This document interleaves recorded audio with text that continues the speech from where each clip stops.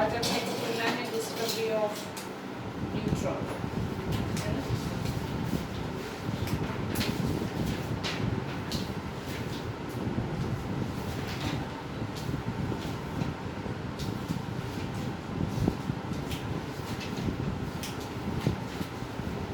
Chadwick एक scientist है जिसने न्यूट्रॉन की क्या करी थी, डिस्कवरी करी थी।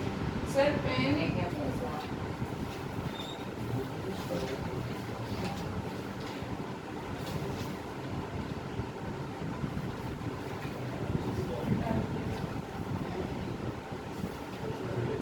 ठीक है, इसने क्या किया था, एक एक्सपेरिमेंट किया था जिसमें उसने एक रेडियो एक्टिव एलिमेंट किया था, पोलोनियम।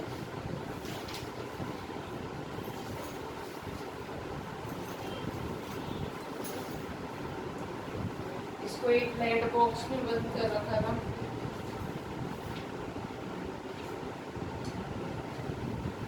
और इस पोलोनियम से रेडियो एक्टिविटी हो रही थी जिसमें से निकल रहे थे अल्फा पार्टिकल्स।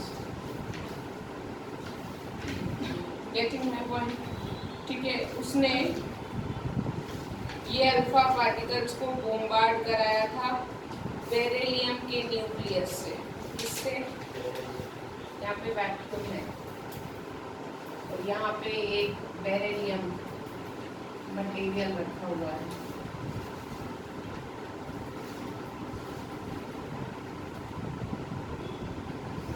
तो ये अल्फा पार्टिकल जाके इससे टकरा रहे थे। जब उसने देखा ये इससे टकरा रहे हैं तो highly penetrating rays were comes to out of this which could not deflect by electric and magnetic field. इसके पास से एक हाईली पेनिट्रेटिंग रेज आ रही थी जो कि किसी भी फील्ड से डिफ्लेक्ट नहीं हो रही थी। मतलब ये रे इलेक्ट्रिक फील्ड से भी डिफ्लेक्ट नहीं हो रही थी और मैग्नेटिक फील्ड से भी रिफ्लेक्ट नहीं हो रही थी। इसको हमने टकराया था हाइड्रोकार्बन से। हाइड्रोकार्बन कौन सा hydrocarbon? Paraffin wax. This is a hydrocarbon, carbon hydrogen compound. आई बात समझ में? पैराफिन वैक्स से जब ये टकराए थे तो high energy protons were knocked out from this wax and the energy of ejected proton is found to be very high। तो यहाँ पे एक प्रोटॉन डिटेक्टर लगाया था और देखा था कि इसके बाहर एक हाईली पेनिट्रेटिंग रे आ रही थी और वो किसकी थी? प्रोटॉन्स। आई बात समझ में? तो इससे क्या कंक्लूजन निकला था? यहाँ पे जो प्रोटॉन्स निकले थे इस पैराफिन वैक्स से, ये बहुत ज़्यादा हाई एनर्जी के। उसने ये बोला by using the law of conservation of energy and momentum, Chadwick conclude that कि जो पेनिट्रेटिंग रेडिएशन थी, पहली चीज वो उतने ही मास की थी जितने मास का प्रोटॉन है। क्यों? क्योंकि वो तभी पैराफिन वैक्स में से किसको निकाल पा रही थी? प्रोटॉन्स को। तो जो पैराफिन वैक्स के पास रे आ रही थी उसमें जो पार्टिकल्स थे वो उतने ही मास के थे जितने मास का प्रोटॉन होता है। दूसरी चीज, क्योंकि ये रेज इलेक्ट्रिक और मैग्नेटिक फील्ड किसी से भी डिफ्लेक्ट नहीं हो रही थी, मतलब ये न्यूट्रल पार्टिकल्स थे। कैसे पार्टिकल्स थे? तो उसने इन पार्टिकल्स का नाम दिया था न्यूट्रॉन्स। ये नाम दिया था। आई बात समझ में? उसने यहाँ पे रिएक्शन भी लिखी थी। अल्फा पार्टिकल यानी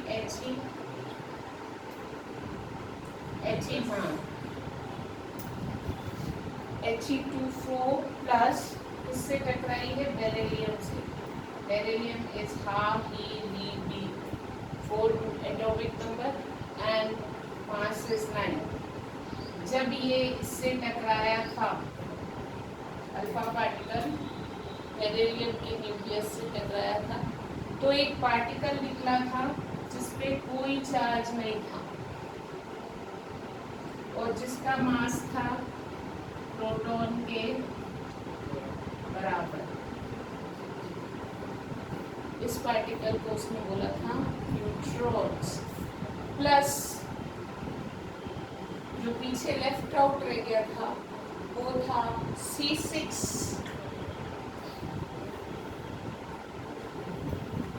क्यों? क्योंकि मास बैलेंस रहना चाहिए। दिस इज 4 + 2 मतलब यहाँ 6 हो।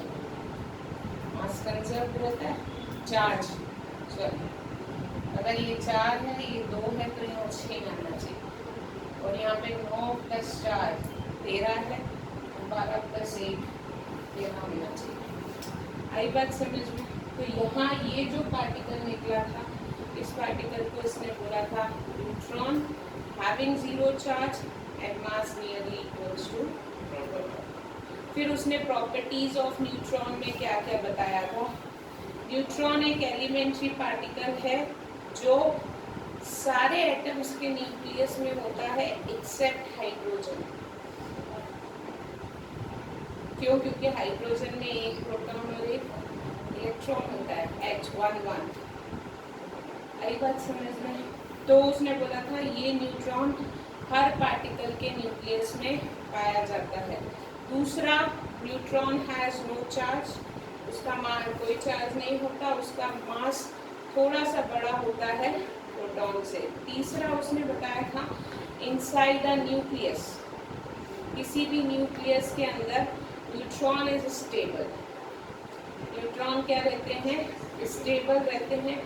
बट अ फ्री न्यूट्रॉन, अगर कोई न्यूट्रॉन न्यूक्लियस से बाहर है तो वो टूट जाता है, decays into proton, electron and anti neutron. किसमें टूटता है? Proton plus electron and anti neutron with a mean life of about 1000 second. मतलब प्रॉपर्टीज में उसने कहा था कि न्यूट्रॉन न्यूक्लियस में ही स्टेबल है, अगर वो न्यूक्लियस से बाहर है तो वो ब्रेक हो जाएगा।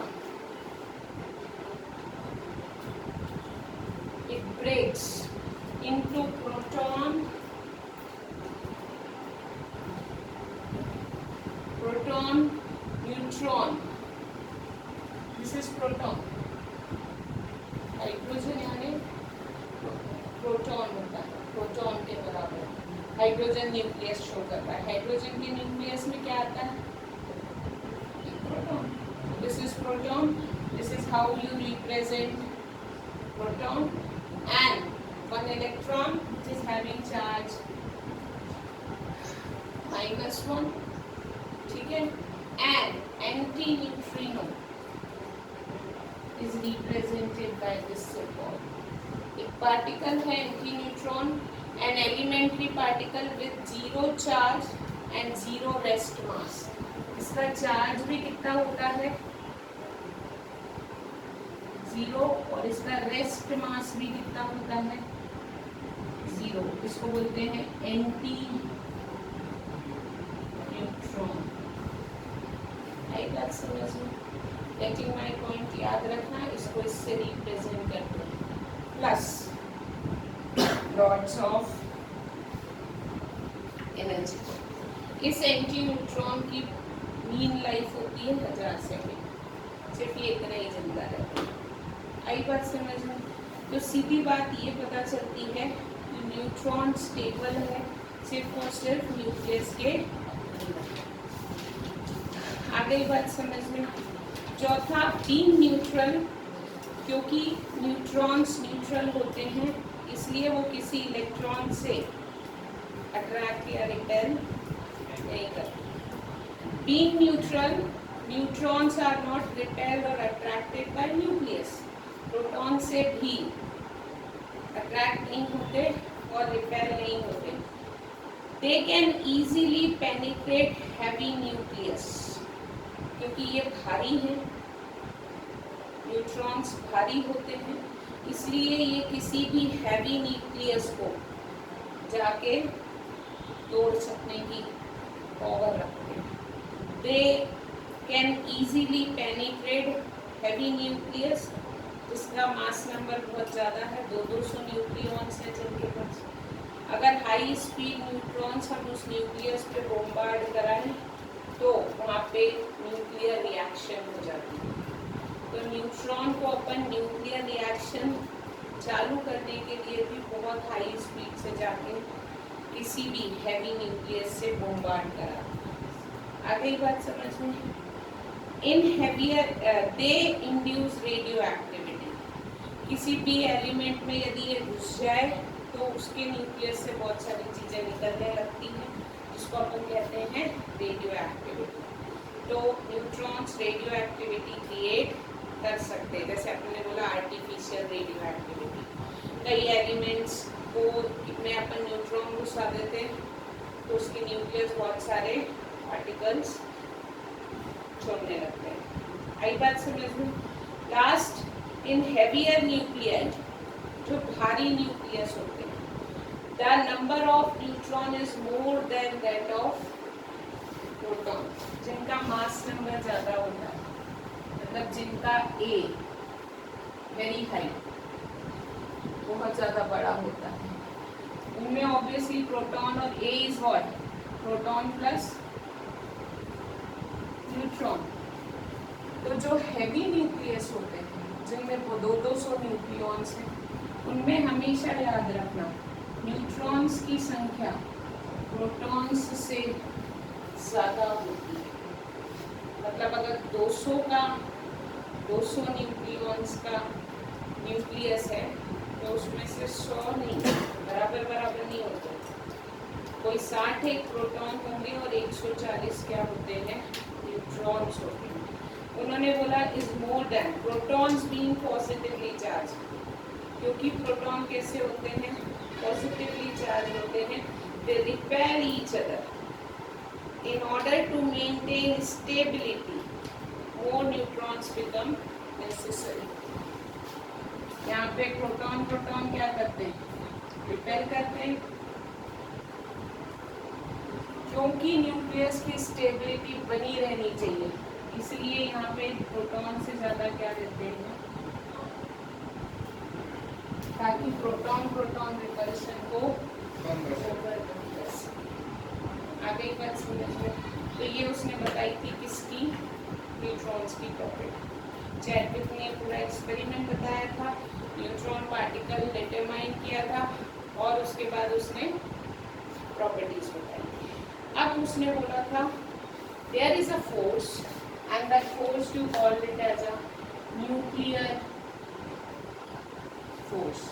मतलब कोई ना कोई फोर्स ऐसा है जो इतना स्ट्रॉन्ग है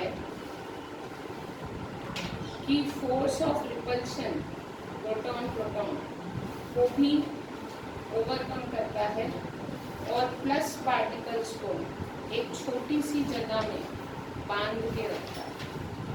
आई बात समझ में? Getting my point? तो उसने बोला था average separation between two nucleon is about 10 to the power 15 metre. दो न्यूक्लियॉन्स के बीच का सेपरेशन, ये एक न्यूक्लियस है इसमें बहुत सारे प्रोटॉन्स और बहुत सारे न्यूट्रॉन्स हैं। दो न्यूक्लियॉन्स के बीच का एवरेज सेपरेशन होता है 10 to the power -15 मीटर का। इतना ही हो सकता है अगर एक इस कॉर्नर पे हो और एक बीच में हो रेडियस, तो इतना ही ज़्यादा से ज़्यादा सेपरेशन पॉसिबल है। तो उसने बोला था एट दिस सेपरेशन पॉजिटिव में बहुत ज़्यादा रिपल्शन होता है। अगर मान लो दो प्रोटॉन इतनी दूरी पे ही है तो उस हिसाब से तो इनको टिका जाना चाहिए दूर। तो यहाँ पे ग्रेविटेशन, ये एक फोर्स ये लग रहा है, फोर्स ऑफ रिपल्शन। दूसरा तुमको पता है हर वो चीज़ जिसके पास मास होता है उसमें ग्रेविटेशनल फोर्स ऑफ अट्रैक्शन भी लगता है। तो मान लो अगर ये ग्रेविटेशनल फोर्स से अट्रैक्ट भी कर रहे हैं तो भी ग्रेविटेशनल फोर्स ऑफ अट्रैक्शन से रिपल्सिव फोर्स ऑफ इलेक्ट्रोस्टैटिक ज़्यादा होता है। तो यहाँ पे ग्रेविटेशनल फोर्स तो प्रोटॉन प्रोटॉन को बांध के नहीं रख सकता, तो उन्होंने बोला it can not hold nucleus, so there must be some strong force. कोई ना कोई ऐसा स्ट्रॉन्ग फोर्स है न्यूक्लियॉन्स के बीच में जो इस रिपल्शन को ओवरकम करता है, and that force is called as nuclear force. उसने बोला उस फोर्स को उसने क्या नाम दिया, तो the force acting between two nucleons in a nucleus is called as nuclear force. उसने बोला या स्ट्रॉन्ग इंट्रैक्शन, और ये ही न्यूक्लियर फोर्स अट्रैक्टिव नेचर का होता है, ऑब्वियसली तभी बांध के रखो। तो ये nuclear force is strong attractive force that binds protons and neutrons together inside a छोटा सा न्यूक्लियस। Getting my point? अब उसने बोला है what are the properties of this nuclear force. इस न्यूक्लियर फोर्स की क्या क्या प्रॉपर्टीज होती है? पहला, nuclear force is the strongest interaction. अभी तक हमको जितना भी फोर्सेस पता है उसमें सबसे ज़्यादा स्ट्रॉन्ग फोर्स कौन सा फोर्स है? न्यूक्लियर फोर्स है। यदि हम इसका रेशियो देखें, ग्रेविटेशनल फोर्स, इलेक्ट्रोस्टैटिक फोर्स और न्यूक्लियर फोर्स का, तो इट इज़ 1:10⁻36। इससे ज़्यादा ये और इससे ज़्यादा ये। आई बात समझ में? मतलब न्यूक्लियर फोर्स इतना ज़्यादा होता है। This is the ratio between three forces. दूसरा उसने बताया था nuclear force is a short range force. Short range force मतलब क्या? शॉर्ट रेंज फोर्स यानी कम दूरी पे ही लगता है। ये ग्रेविटेशनल फोर्स जैसा बहुत दूर दूर तक इसकी रेंज बहुत छोटी है, फोर्स बहुत स्ट्रॉन्ग है लेकिन बहुत ज़्यादा डिस्टेंस पर नहीं लगता। अगर दो पार्टिकल्स 2-3 फर्मी मीटर से ज़्यादा दूरी पे है तो न्यूक्लियर फोर्स खत्म हो जाता है। एक बात समझ में? तो ये बहुत पास पास के पार्टिकल्स को लगता है। एक पार्टिकल यहाँ, एक पार्टिकल यहाँ है तो उसके बीच में कोई न्यूक्लियर फोर्स नहीं होता। So it is a short range force but a strong force. उन्होंने इसका वेरिएशन बताया इस फोर्स का डिस्टेंस के साथ। तो उसने बोला है अगर this is the graph in centimetre and this is your potential energy in mega electron volt. दो पार्टिकल हैं, उनके बीच का रिलेटिव डिस्टेंस, उनके बीच का यदि रिलेटिव डिस्टेंस कितना हो 0.8 फर्मी, मतलब ये 1 centimetre, this 2 centimetre, this is 3 × 10⁻⁻13 ऐसा कुछ। तो when the separation between two nucleons is R0 and that is equals to 0.8 Fermi meter,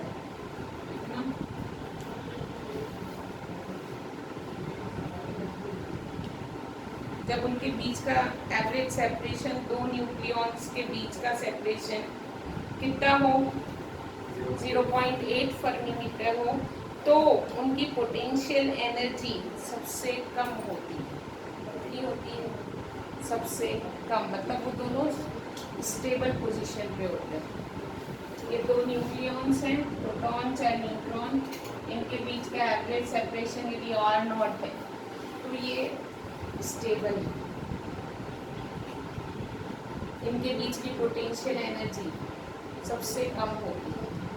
लेकिन अगर तुम इन दो न्यूक्लियॉन्स को इससे पास ले आए मतलब R इज लेस देन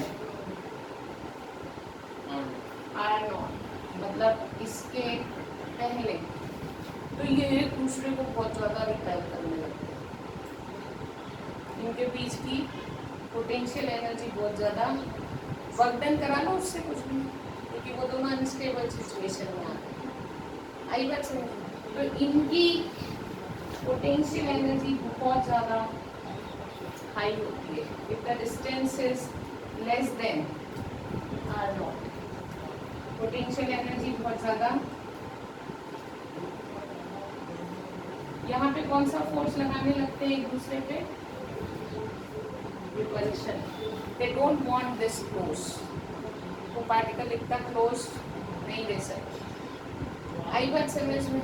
लेकिन मतलब पोटेंशियल एनर्जी इज पॉजिटिव, क्योंकि अट्रैक्टिव को अपन नेगेटिव साइन से शो करते हैं। तो अगर हमारी पोटेंशियल एनर्जी यहाँ पे कैसी है? पॉजिटिव। अब तुमने इनको आर नॉट से दूर कर दिया, when r is greater than r naught, दो पार्टिकल के बीच का सेपरेशन। तो अभी वो न्यूक्लियर फोर्स की रेंज में है, तुमने दूर तो किया है, पर न्यूक्लियर फोर्स ने अपना लगना नहीं छोड़ा है, तो उनके बीच की पोटेंशियल एनर्जी फिर क्या होने लगती है? बढ़ने लगती है, लेकिन उतनी नहीं बढ़ती जितनी पास लाने पे बढ़ी। तो ये graph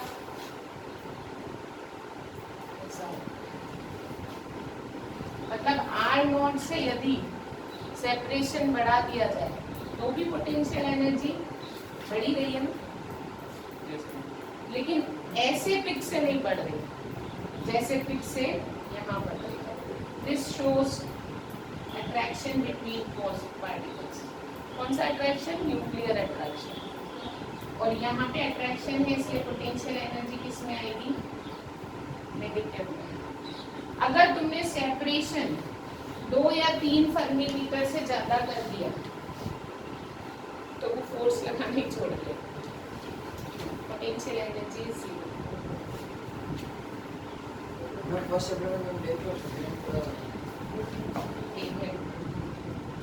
this is zero, this is -100 energy and ऊपर 100 to 100। अभी तो मैं कह रही हूँ दिस इज पॉजिटिव रिपल्शन। यहाँ पे अगर वैल्यू आर नॉट है तो पोटेंशियल एनर्जी है लेकिन माइनस में, क्योंकि न्यूक्लियर फोर्स ऑफ अट्रैक्शन में बांध रहा। अगर तुम्हारा डिस्टेंस आर नॉट से ज्यादा हो गया तो पोटेंशियल एनर्जी फिर बढ़ती है, लेकिन अगर डिस्टेंस 3 से बाहर चला गया तो पोटेंशियल एनर्जी, न्यूक्लियर फोर्स भी अपना फोर्स लगाना छोड़ देते हैं। अब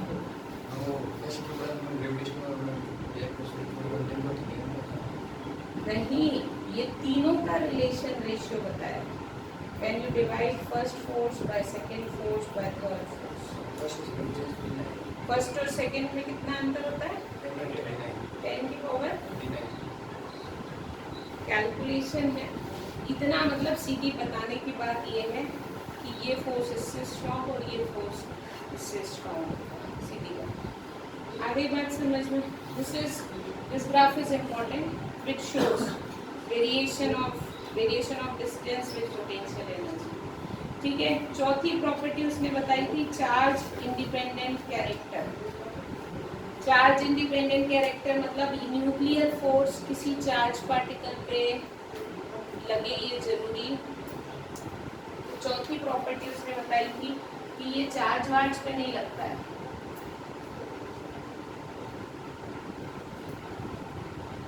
तेरा अलार्म बज गया क्या? देखिए, चार्ज इंडिपेंडेंट नेचर मतलब attractive force between 2 neutron, 2 neutron,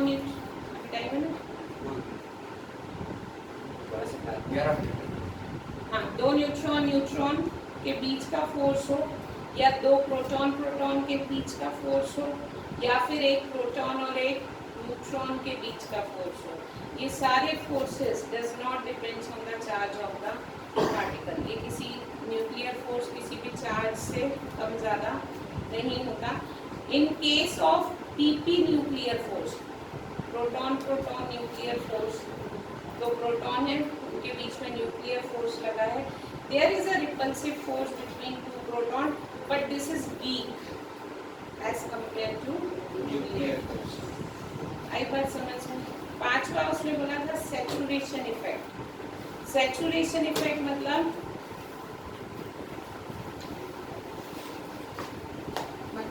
fifth property है। वैसे मैं ना बहुत सारा सोच के आई,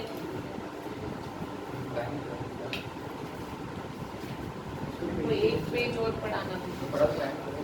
सैचुरेशन इफेक्ट, सैचुरेशन इफेक्ट मतलब न्यूक्लियर फोर्स सिर्फ नेबरिंग पार्टिकल पे ही लगता है। ये इसको बांधता है, ये इसको बांधता है, ये इसको नहीं बांधता। समझ में आया? मतलब न्यूक्लियर फोर्स सिर्फ नेबरिंग पार्टिकल पे लगता है, उसके बाद ये फोर्स सैचुरेट हो जाता है। The nucleons are bind because हर एक ने हर एक को बांध रखा है। अदरवाइज एक पार्टिकल में इतनी क्षमता नहीं होती कि वो इस पार्टिकल पे न्यूक्लियर फोर्स लगा ले। ये सिर्फ अपने आजू बाजू के नेबरिंग पार्टिकल पे फोर्स लगाता है, and that force is nuclear force. आई बात समझ में? इसलिए ये सब बहुत सारे एक साथ क्या होते हैं, बंधे हुए होते हैं। अब उसने बोला था 6 properties spin dependent character. Spin dependent character मतलब दो न्यूक्लियॉन्स यदि एक जैसा घूम रहे हैं, स्पिन करते हैं, अपनी अपनी जगह घूमते हैं, ये हमने अभी पढ़ा, तो जो एक ही जिनका स्पिन मोमेंट एक ही होता है उनके बीच में ये स्ट्रॉन्ग लगता है as compare to those who are having anti spin. Plan करने की बात है, इसे प्लान कर लेना, इसका अभी कोई लेना देना नहीं। अब उन्होंने बोला है एक्सचेंज फोर्सेस। ये न्यूक्लियर फोर्स क्या, एक जापानीज फिजिसिस्ट है, उन्होंने ये बताया था दो न्यूक्लियॉन्स के बीच में ये जो न्यूक्लियर फोर्स है ना, जिस चीज़ ने दो न्यूक्लियॉन्स को एक दूसरे से बांध के रखा है, जिस फोर्स को अपन कह रहे हैं न्यूक्लियर फोर्स, ये इसलिए लगा हुआ होता है क्योंकि there is a constant exchange of particles. दो न्यूक्लियॉन्स आपस में एक पार्टिकल का एक्सचेंज करते रहते हैं और उस पार्टिकल का नाम है मिसॉन्स। क्या होता है? इसलिए वो एक दूसरे से बंधे हुए हैं। उसने बोला था ये nuclear force exchange of a particle named mesons के होने के कारण दो न्यूक्लियॉन्स के बीच में लगा हुआ होता है। अगर वो ये पार्टिकल आपस में लेना देना ना करेंगे तो उनके बीच में कोई न्यूक्लियर फोर्स नहीं होगा। Last property, it is a non central force. Non central force मतलब ये सेंटर से सेंटर तक, जैसे अपन ने दो चार्ज बना लिए गोले, इसके सेंटर से इसके सेंटर तक अपन ने इलेक्ट्रोस्टैटिक फोर्स बता दिया, दोनों के बीच की डिस्टेंस r बता दी। ये नॉन सेंट्रल फोर्स है।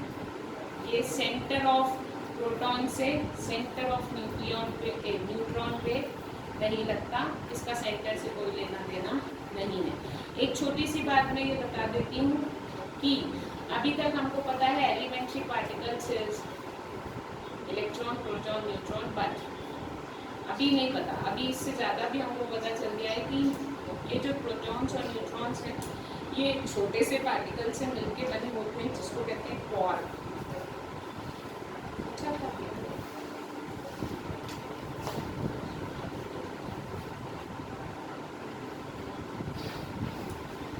इसको किसी ने देखा नहीं, पर ये जरूर पता चल गया है कि जो प्रोटॉन और न्यूट्रॉन्स बनते हैं वो इन छोटे छोटे पार्टिकल्स से बने हुए होते हैं जिनको बोला जाता है क्वार्क्स। बस इतना याद रखना। जो एलिमेंट्री पार्टिकल अभी हमको पता है that you called as quarks, ये क्वार्क्स मतलब मान लो एक न्यूट्रॉन है, ये न्यूट्रॉन बहुत सारे क्वार्क्स से मिलके बना होगा, ये क्वार्क्स के बीच में भी पार्टिकल एक्सचेंज होता है। आई बात समझ में? तभी ये मिलके न्यूट्रॉन बनाते हैं। ठीक है,